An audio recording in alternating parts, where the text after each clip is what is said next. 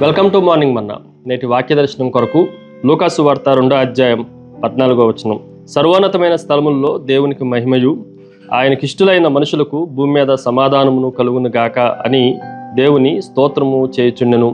మరొకసారి దేవుని వాక్యంలో నుండి దేవుని దూతలు పరలోక సైన్య సమూహం చేస్తున్న, దేవునికి అనుగ్రహిస్తున్న, దేవుని పైన కుమ్మరిస్తున్న ఆరాధన సుమాంజలిని ఈ ఉదయకాల సమయంలో మనం గ్రహించాలి. ఈ ఉదయకాల సమయంలో 4 ప్రాముఖ్యమైన విషయాలు దేవుని వాక్యంలో నుండి మనం ఆలోచన చేయాలి. Number 1, it is a celebration, సందడి. ఈ మాటను మనం జాగ్రత్తగా ఆలోచన చేస్తే, దేవుని దూతలు పరలోక సైన్య సమూహము అవి సందడి చేస్తున్నాయి అన్న మాటను ఈ ఉదయకాల సమయంలో మనం గ్రహించాలి. కీర్తన గ్రంథంలో కూడా మనం జాగ్రత్తగా ఆలోచన చేస్తే 96వ కీర్తన 11వ చరణంలో యెహోవా వేం చేయుచున్నాడు, ఆకాశము ఆనందించునుగాక, భూమి సంతోషించునుగాక అని దేవుని దూతలు దావీదు భక్తుడు అక్కడ రాస్తున్నట్లుగా వారు సందడి చేసేవారుగా ఉన్నారు. ఈ లోకంలో ఒక రాజు జన్మించినప్పుడు అక్కడ ఉన్న ప్రజలందరూ సందడి చేసినట్లుగా యేసుక్రీస్తు జననమును గురించిన సందడి స్వయంగా పరలోక సైన్య సమూహం చేయటం మనం ఈ ఉదయకాల సమయంలో గ్రహించాలి. రెండో విషయాన్ని మీకు జ్ఞాపకం చేస్తాను. ఇట్ ఈజ్ ఏ క్రీస్తు.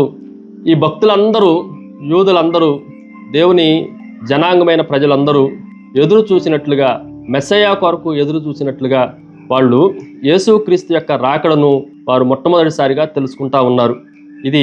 ఈ మెస్సయ్య ఎవరు అని మనం ఆలోచన చేస్తే అది క్రీస్తే అన్న సత్యాన్ని మనం గ్రహించాలి.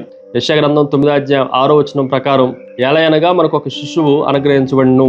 ఈ మాటను మనం జాగ్రత్తగా ఆలోచన చేస్తే, కుమారుడు, శిశువు, ఆయనే యేసుక్రీస్తు ప్రభు, సమాధాన అధిపతి అన్న విషయాన్ని ఈ ఉదయకాల సమయంలో మనం గ్రహించాలి.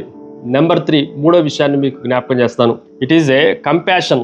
ఆయన కరుణ కలిగిన వాడు. భూమి మీదకి వచ్చిన దేవుడు మనల్ని సంహరించడానికి వచ్చిన వాడు కాదు.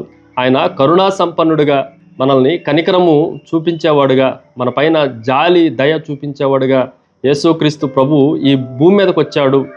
ఆయన చేయబోతున్న ఆ కనికర పూర్ణమైన కార్యాలన్నింటిని గురించి దేవుని దూతలు పాడి స్తుతించటం మనం గ్రహించాలి. ఆయన ఏమీ లేనివాడుగా ఉన్నప్పటికీ ఆయన సర్వ ప్రజలను ఆయన కనికరించేవాడుగా, క్రీస్తుగా ఆ సందర్భంలో దేవుని దూతలు పాడటం మనం గ్రహించాలి. ఈరోజు ఒక వైద్యుడు రోగాన్ని బాగు చేయటానికి ఎలాగైతే కంపాషన్ కలిగి ఉంటాడో, యేసుక్రీస్తు ప్రభువు కూడా పాపము అనే రోగాన్ని పోగొట్టడానికి మనుషులందరిపైన జాలి కలిగిన దేవుడు అన్న సత్యాన్ని మనం గ్రహించాలి. ఫైనల్లీ 4వ విషయాన్ని మీకు జ్ఞాపకం చేస్తాను. It is a comfort. మనం జాగ్రత్తగా ఆలోచన చేస్తే ఆదరణ కలిగజేసేవాడు. అందుకే కంఫర్టర్ అంటే ఆదరించువాడు అన్నమాట యోహాను సువార్తలో అనేక పర్యాయాలు రాయబడతా వచ్చింది. పరిశుద్ధాత్మ దేవుడు మనకు ఒక మంచి ఆదరణకర్త. కానీ వాస్తవానికి ఆదరణ కలగజేసిన వాడు యేసుక్రీస్తు ప్రభు అన్న సత్యాన్ని మనం గ్రహించాలి. చీకటిలో చిన్న కాంతి అక్కడ ఉన్న వారందరికీ ఎలాగైతే కంఫర్ట్ని తీసుకొని వస్తుందో, చీకటిలో ఉన్న మనుషులందరికీ వెలుగుగా వచ్చిన యేసుక్రీస్తు ప్రభు అందరికీ ఆయనే కంఫర్ట్ తీసుకొని వచ్చాడు, ఆదరణ తీసుకొని వచ్చాడు, ఆనందాన్ని తీసుకొని వచ్చాడు అన్న సత్యాన్ని మనం గ్రహించాలి. మహోన్నతుడ, మహాగణుడ, నిత్యనివాసి, పరిశుద్ధ, మరొకసారి నేను స్తుతిస్తున్నాను తండ్రి. నీ కుమారుడు భూమి మీదకి రావటం వలన లోకంలో ఉన్న ప్రజలు, పరలోకంలో ఉన్న సైన్య సమూహం అంతా సందడి చేసినట్లుగా ఆ సందడి మీరు మాకు ఆదరించేవారుగా, మా పైన కరుణ చూపించేవాడుగా మీరు ఉన్నందుకే మిమ్మల్ని స్తుతిస్తూ, గణపరుస్తూ, ఆరాధిస్తూ యేసుక్రీస్తు శక్తి కలిగిన నామమున అడిగి వేడుకుంటున్నాం తండ్రి. ఆమెన్. God bless you.